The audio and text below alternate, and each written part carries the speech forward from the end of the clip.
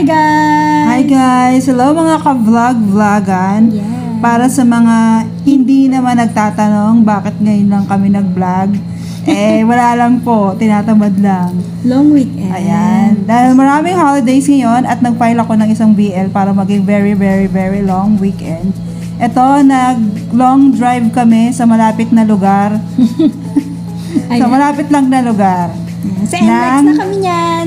Yan, sa NLEX ng Nueva Ecija. Yes. Malapit lang yan, para ka lang na traffic papuntang Quezon City. Mga 2 to 3 hours lang. O, di ba? Bongga. Ayan, naghahanap kami ng tapos na ba tayo mag-ano dito? Yata.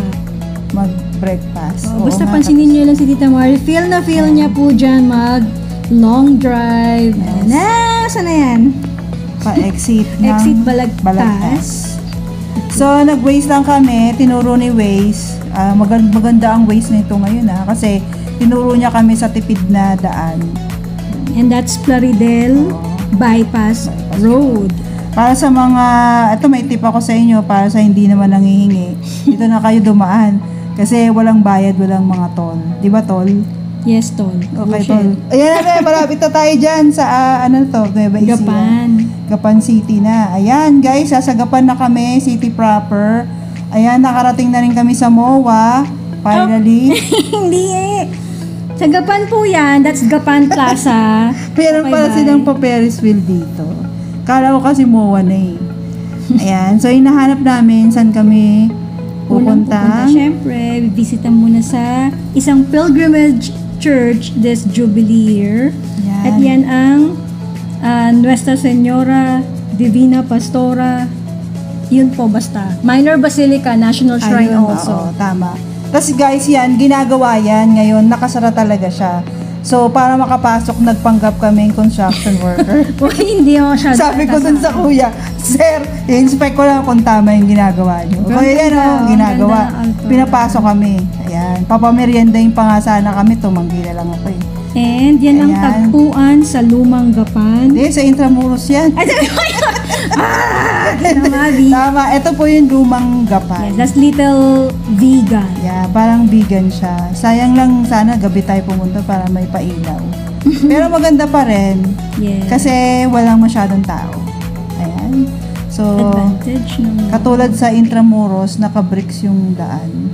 Cobblestone. Okay, so next na destination, Mount Arayat. Joke, hindi. Mount Arayat, na hinarangan ni Kuya yung tricycle driver. Oh, there you go. The feel na driver. Ang ganda sana yung sa Imay Day to kasi si Kuya nandun hindi natin kala mo doon ay featuring tricycle. Okay. Nandito na tayo sa Casa Batik. Casa Batik. Ayun. House of Rare Bougainvillea. Bougainvillea. But? Kaso, wala daw masyadong bulaklak ngayon kasi tapos na yung summer. Kasi nga naman tag-ulan na. Ayan, nandyan naman si Madam. Nag-inspect siya. Sabi niya, bakit ganito? Wala na nga mga bulaklak. Sabi ko naman, di ba sabi nga nung doon? Ay guys, mayroon pala tong entrance fee na 100 pesos. Caring-carry naman, lalo na siguro kung summer, kung may bulaklak. Oo, sulit na sulit. bonggang-bongga siya kapag summer. So, yan si Madam, naghahanap siya ng yellow na bougainvillea. So, wala. Sabi niya, Tita Marby, it's not bongga. Because there's no bougainvillea. There you go. So, like, punta tayo dun. Ayun. So, wala pa rin guys. May ilan-ilan pa lang na may bougainvillea. Ayan. Kasi nga, ngayon, rainy season Medyo mainit. So, next destination ay we're going to lunch. Tama? Yes, lunch na have lunch dahil nagugutom na si Tita Marvy. So, naghanap kami dito ng local San food. Leonardo. Local restaurant lang. So, guys, marami ditong mga, fast food. Ay, ito pala, share ko pala dito, sabi nila, rough road daw to. Sabi ko, hindi naman, very rough road lang. Very, very, Para kang nasa lang. And that's Bump ride. The Pavilion. Yan. So, the Pavilion. Hindi siya pavilion. The Pavilion. Yan, papasok na kami. Madali lang naman kasi may waste naman. Wasteable. Charot. Ayan na. Ayan na. Si Madam, nag-inspect na naman. Sabi niya, bakit ganito dito? So guys, dito pwede daw mag-fishing dito. Ang gagawin mo lang, mag-rent ka lang ng fishing rod. Tapos pag may nahuli ka, libre na daw. Eh, yun naman pala, wala naman palang isda dyan. Kaya libre na lang. Alert to the world. Budol pala to. Yeah. Wala ka pala dito mahuhuli. Ayan. Maganda din daw dyan sa gabi. Yeah. Siguro may pailaw That's din. the walkway. Wala lang. Ayan si Madam, nag-inspect na naman ng kanyang hacienda. Hacienda, pag nasa Nueva Ecija. Hacienda, pag nasa Pampanga. Hacienda. There's no letter H. Ayan ang mga floating cottage, pero dahil mainit sa loob kami kumain.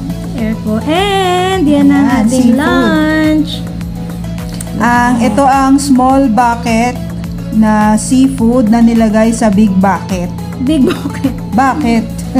Kala ko puno yan eh, pero ayun. Pero sulit na naman guys, kaya nakangiti ako. So that's it for today. Love you all.